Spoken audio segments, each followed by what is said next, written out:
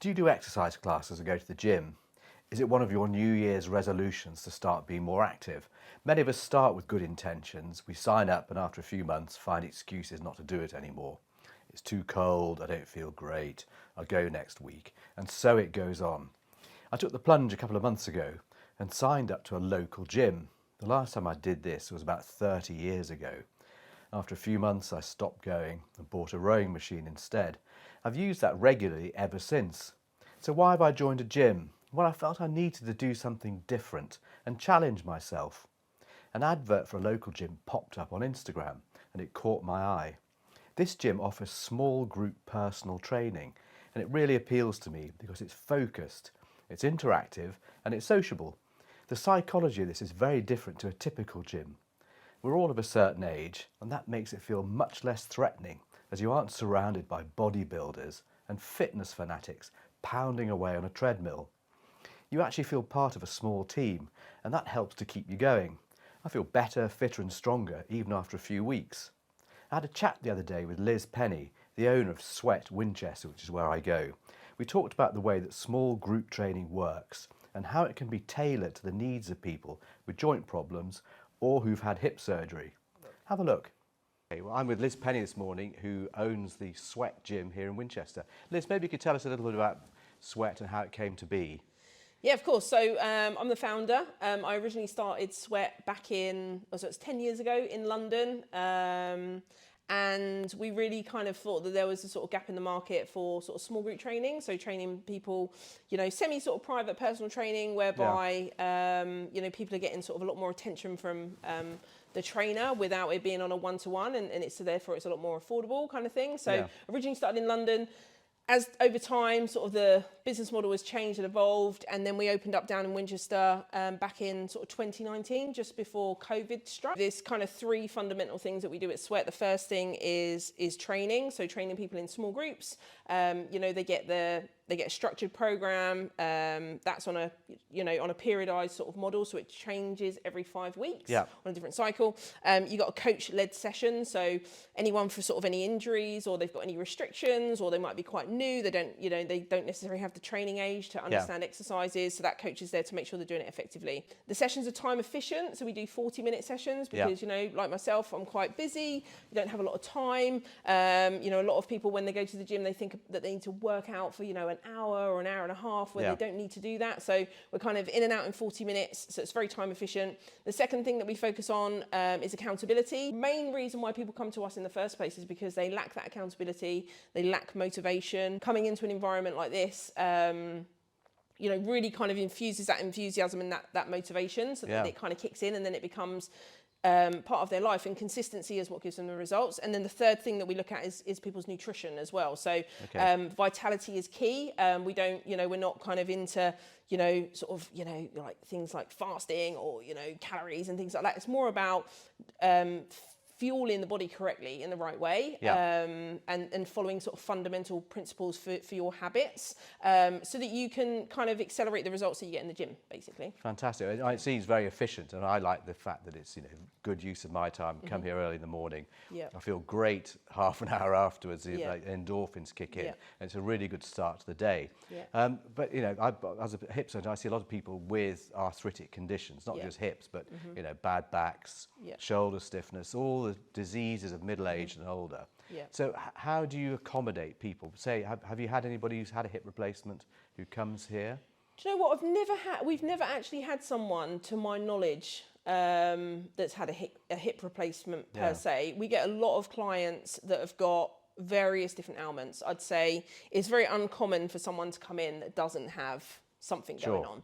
And the first thing that I say to people when I speak to them before they kind of sign up is the fact that they need to move, basically. They need to move their body. They need to do some loaded movement. They need to build their strength. We do cardio elements. They're going to build their stamina, all of those things. But they need to basically continue to move and load their body because as you age, you get less active. You start to naturally lose kind of muscle mass as well. And the worst thing you can do is nothing, basically. So to come into an environment that's very safe and structured is key, really. A lot of people are petrified. A lot of people... they haven't done it for years, have they? Yeah, or sometimes never at all. We've got clients in their 60s that have never, exercised before in their lives, you know, and this is the first time that they've ever done anything. And they might have issues going on, they might have shoulder issues, hip issues, back issues, etc., knee issues. So it's all about kind of, you know, giving them that confidence and that safe sort of secure environment and you know, coming in and giving it a try, really. Exactly. That's the key thing, That's the really. first hurdle. But yeah, but it's definitely, for us, we focus on strength. We always get people to focus on strength training initially, because it's the fundamental sort of functional strength, basically. So those everyday movements, you know, picking your grandkids up, or, you know, in the garden, shoveling stuff around, dragging bags of whatever you do in your free time, are mimicked in this kind of environment. So people have natural strength, but we just need to work on that, basically. And would you see any problems, say someone who's had a hip replacement, say 3-6 months beforehand? Because there are restrictions that we, as surgeons, we are very particular about, particularly bending excessively and twisting in the first few weeks after surgery. By about 3 months, most people can do pretty much anything. But would there be any things that, I mean, how would you go about, do you think, post-surgery, working with somebody who'd had a hip replacement and was worried about maybe dislocating their hip or overdoing things? I mean, again, we've had a lot of clients that have had surgeries in different areas. So the first key thing that we do is we want to work with either their surgeon or their physio, whoever has basically agreed that they're good to go and move, basically, and understand what that looks like. So we wouldn't necessarily talk to that person, but we want guidance and advice in terms of what they've said that they can do and what they shouldn't do. We'd also, depending on what that is that's going on, we'd also look into that and research it as well, so we're making sure that person's doing the right movements in the sessions, basically. So yeah, we you know, it's quite common for that to happen when someone comes in from having a surgery in some respect. And that's good, because what I like about this small group training is it's very bespoke. I mean, you wander around and you make sure everyone's doing the right thing, making sure that their technique's good. And that's been really interesting for me, because working on the technique, it really does get the maximum efficiency out of what you're doing. Maybe you could just talk us around the room and what the equipment you use, because, you know, I've been to gyms before, and now you see all these people on treadmills and machines. And what I like about this, it's very stripped out, very basic gym, and that's quite appealing. So maybe you could just sort of talk us through how a session might work. Yeah, of course. Yeah. So the beauty, I guess, of the space is that you have space, and you know, there's so many different types of exercises that you can do. You know, with different pieces of equipment, etc. So we've got a lot of cardio. So we use sort of rowers, skiers, and bikes. And the great thing about these is that they're low impact. In fact, zero impact, so very good for the joints. Very easy to use. Some would say not on the assault bike kind of thing, but challenging the body cardiovascularly as well. So these are different components that will appear in programs, basically. So we've got different types of equipment that offer that variety, again, so people don't get bored. Over here we've got the rig. So on the rig is where we would do, you know, we store stuff, but it's also where we would do some of our lifting. So things like squats, deadlifts, so like real kind of functional movements, and things like bench pressing, chin ups. We can hang, like, they're like rings, so like TRXs, for example. So you can do sort of like suspended training, which is all sort of to do with gravity, so using your body more as a machine, basically. So that's that area here. In the middle we've got a track, so we've got some sleds, so our clients use these to push and pull and drag and all different types of things, plus we use the track you know, to do things like bear crawls and again, very functional movements that people find quite challenging, kind of thing, like moving their body weight up and down. Yeah, and then we've just got a lot of space. We've got things like dead balls, kettlebells. We've got the boxes.